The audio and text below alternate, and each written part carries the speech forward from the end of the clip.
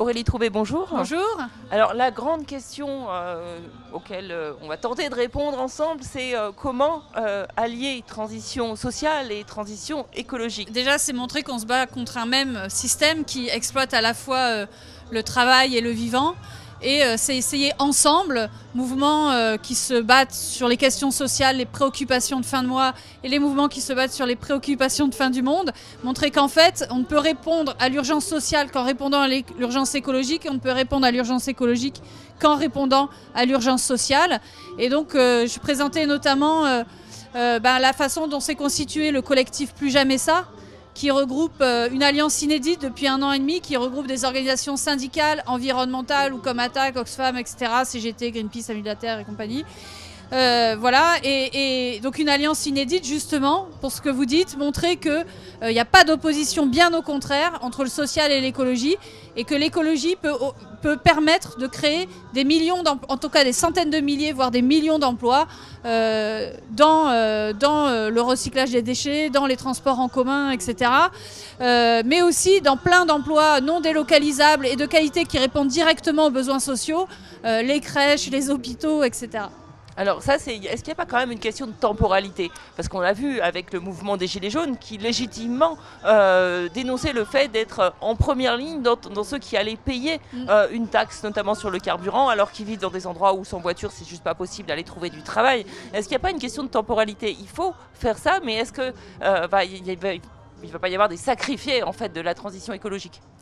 Les Gilets jaunes se sont mobilisés sur une question, contre une politique écologique qui est fondamentalement anti-pauvre, puisque c'était augmenter le prix du carburant,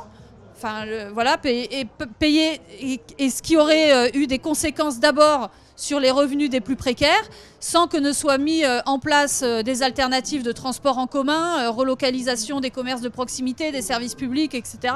Donc sans permettre de réduire ces transports ou de prendre les transports en commun, et surtout sans s'attaquer par ailleurs aux plus grands pollueurs, aux plus grands responsables, à savoir les multinationales.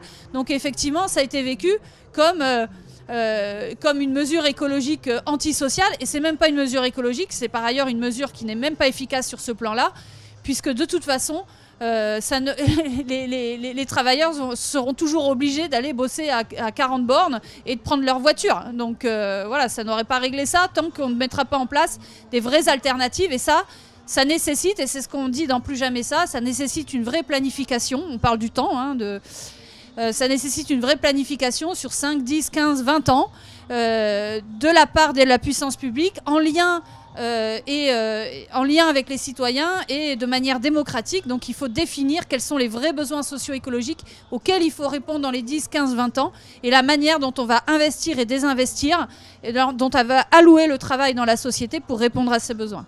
Il y a aussi une question de justice et de réforme fiscale, de manière à peut-être que ce soit ceux qui polluent le plus qui payent le plus, parce qu'en général, ceux qui polluent le plus, en général, toujours, ceux qui polluent le plus, c'est ceux qui ont de l'argent, en fait, et c'est pas cet argent qu'on prend. Je sais qu'à Attac, c'est un sujet qui vous est cher, donc peut-être pour financer cette transition, il faut peut-être parler fiscalité. Là, vous parlez des deux grandes fonctions de l'impôt, impôt qu'il faut relégitimer. C'est d'abord la redistribution des richesses. Or, on a une fiscalité qui est de moins en moins redistributive. C'est pour ça qu'on met en avant à Attac, mais aussi dans Plus Jamais Ça, un impôt sur le revenu beaucoup plus progressif, une taxe sur les transactions financières, une lutte contre l'évasion fiscale, etc. Mais c'est aussi la fiscalité, le moyen d'apporter des recettes publiques supplémentaires. Or, le problème aujourd'hui de la dette publique, il n'est pas le fait d'augmenter les dépenses publiques, il est le fait d'avoir réduit les recettes publiques. Donc il faut aller rechercher des recettes publiques.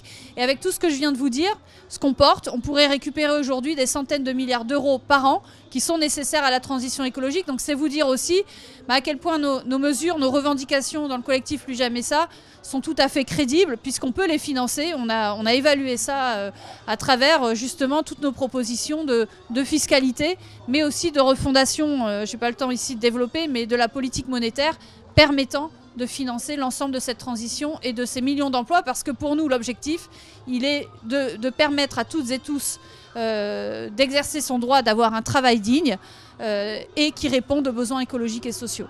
Merci beaucoup. Merci à vous.